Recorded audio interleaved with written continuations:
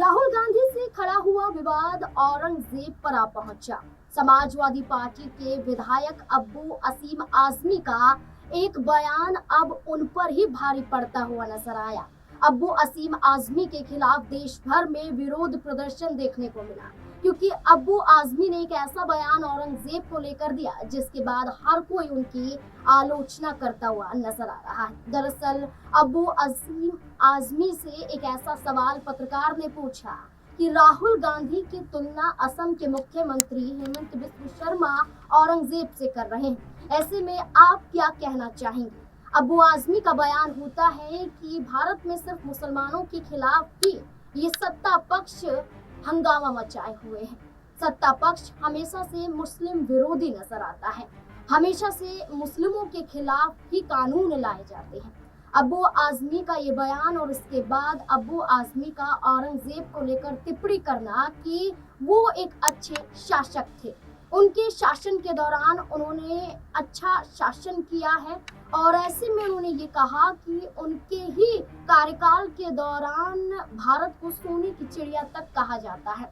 अब्बू आजमी ने ये तक कहा कि उनके राज में हिंदू प्रताड़ित नहीं होते थे। यहाँ तक कि अब्बू आजमी ने कहा कि उनकी सेना में कई हिंदू चेहरे भी शामिल थे। यहाँ तक कि उन्होंने कहा कि जितना मुसलमानों के लिए वो काम करते थे, उतना ही वो हिंदुओं के लिए भी काम करते थे। उन्होंने अपने शासन का एक भी पैसा अपने फायदे के लिए नहीं लगाया है।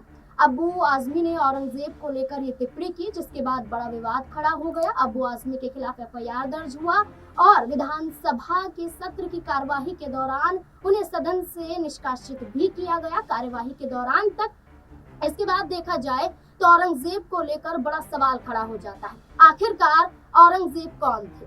औरंगजेब का शासन काल कैसा था?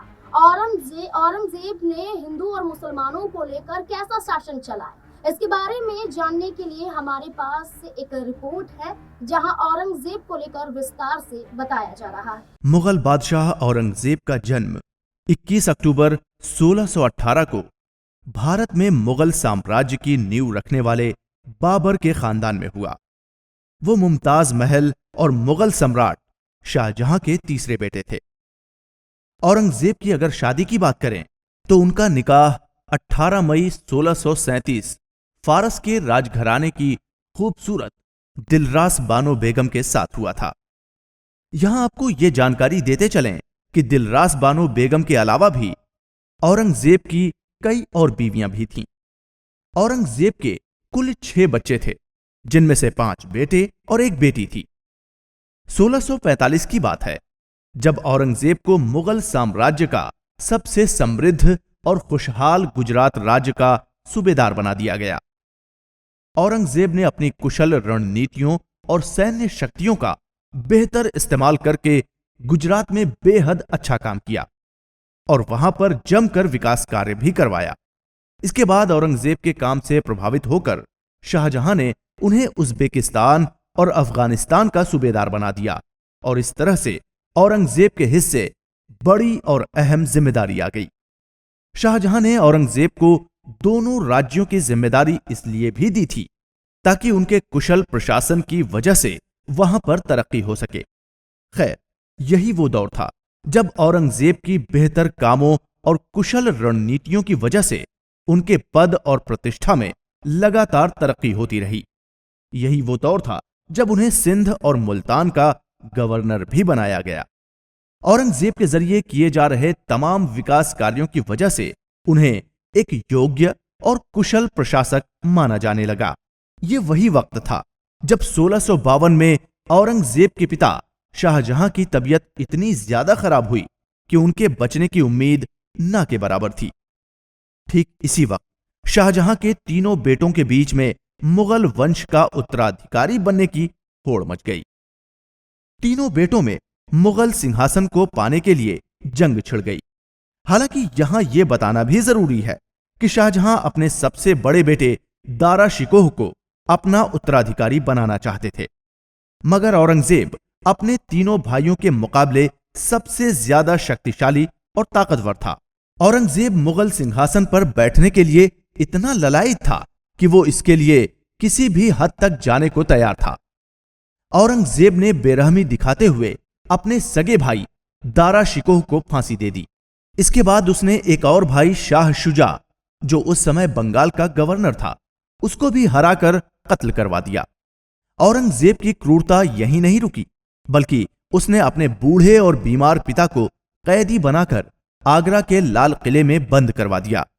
वैसे औरंगजेब द्वारा अपने पिता शाहजहां को बंधक बनाकर रखने के पीछे इतिहासकार तर्क देते हुए बताते हैं कि शाहजहां ने बेगम मुमताज महल की याद में आगरा में ताजमहल का निर्माण कराकर काफी पैसा खर्च कर दिया था, जिसका असर मुगल शासन की वित्तीय व्यवस्था पर बुरी तरह से पड़ रहा था। बस इसी बात से खफा होकर औरंगजेब ने अपने पिता शाहजहां को कैद कर लिया था। हालांकि औरंगजेब के बारे में यह भी कहा जाता है कि वो बेहद सख्त मुगल शासक होने के साथ साथ अपने मजहब के लिए बहुत कट्टर था। भारत को मुस्लिम देश बनाने का ख्वाब देखने वाले औरंगजेब ने हिंदुओं के साथ काफी बर्बरतापूर्ण व्यवहार किया। माना जाता है कि औरंगजेब ने अपने शासनकाल में हिंदुओं की धार्मिक भावनाओं को ठेस पहुंचाने के लिए कई मंदिरों को भी तुड़वा दिया था। इसके अलावा मुगल बादशाह औरंगजेब ने हिंदुओं पर अतिरिक्त जजिया कर भी लगाया था। वहीं इस दौरान जब हर जगह औरंगजेब का डंका बज रहा था, तो ऐसे समय में महाराष्ट्र के वीर छत्रपति शिवाजी महाराज ने औरंगजेब को उसके नापाक मंसूबों में कामयाब होने से रोक दिया। छत्रपति शिवाजी ने वीरता के साथ युद्ध करके न सिर्फ औरंगजेब के कई सेनापतियों को मार गिराया, बल्कि औरंगजेब के हौसलों को भी बुरी तरह से पस्त कर दिया। छत्रपति शिवाजी के साहस और ताकत को देखकर औरंगजेब के मन में उनके लिए खौफ बैठ गया था। खैर, जिस तरह से हर किसी का अंत होना तय है, ठीक उसी तरह से औरंगजेब का भी अंत हो गया। करीब 49 साल तक शासन करने वाले औरंगजेब की मृत्यु 1707 में हुई, लेकिन कुछ इतिहासकार इसे सामान्य मौत मानते हैं।